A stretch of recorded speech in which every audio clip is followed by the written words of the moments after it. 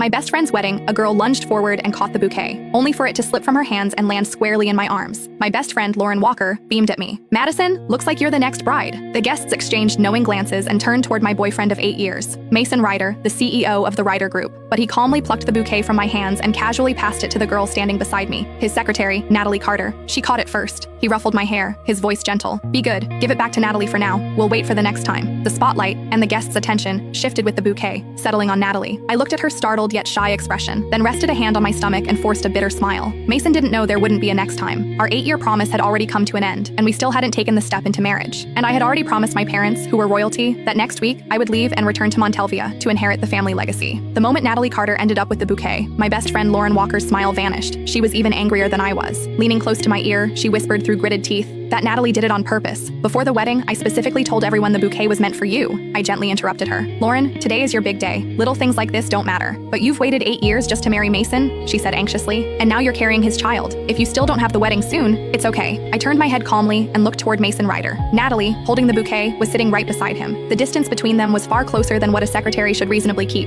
Most of the guests were friends who knew both Mason and me well. Their eyes drifted toward me, curious, sympathetic. Lauren grew even more upset and squeezed my hand tightly. "Madison, I looked into Natalie earlier. She's a calculating gold digger who specializes in seducing rich men. She's been trying to get close to your boyfriend for months. You need to be careful. Lauren, you're the most beautiful bride today. Don't worry about me." I squeezed her hand back and gave her a faint smile. "Besides, I'm not planning to marry Mason anymore. I haven't even told him I'm pregnant." My words were so shocking that Lauren's eyes widened as she stared at me in disbelief. After a long silence, she finally remembered that the wedding ceremony still had to continue. When the wedding ended, Lauren hugged me tightly. "Madison, if you need any help, just tell me. I support whatever decision you make." "What decision?" After she left, Mason walked toward me, calm as ever. "What were you two talking about just now?" Out of habit, he reached out and draped an arm over my shoulders. I shifted slightly to the side and avoided the gesture. "Nothing." He didn't seem to mind my reaction. With a soft laugh, he said, "Are you angry? Natalie caught that bouquet first, after all. She's a young girl. Of course, she dreams about weddings. Catching the bouquet was just her way of borrowing a little luck. Didn't we agree we'd wait for the next time?" He leaned closer, stroking my hair as he patiently tried to soothe me. "Why care so much about Lauren's bouquet? When we get married, I'll prepare an even more beautiful one for you. You can have as many bouquets as you want." Silently, I curled my fingers into my palm and looked straight into his eyes. "Can we get married this month then?" Lauren and I made a promise when we were kids. Whoever married first, the other would marry right after. We would be each other's bridesmaids and witness each other's happiness. The air seemed to freeze. Mason's hand, which had been brushing my hair, paused midair. A few seconds later, he chuckled lightly. "You're still taking childhood jokes seriously? I'm the CEO of the Ryder Group. A wedding can't be thrown together so hastily. Don't rush. I promise you, it will be the most perfect wedding." Bitterness surged quietly in my chest. Every time a conflict arose, he would make promises about next time, about that future wedding. 8 years had passed, and I was still waiting for the day that promise would come true. But now I had decided to go home. I wouldn't wait any longer.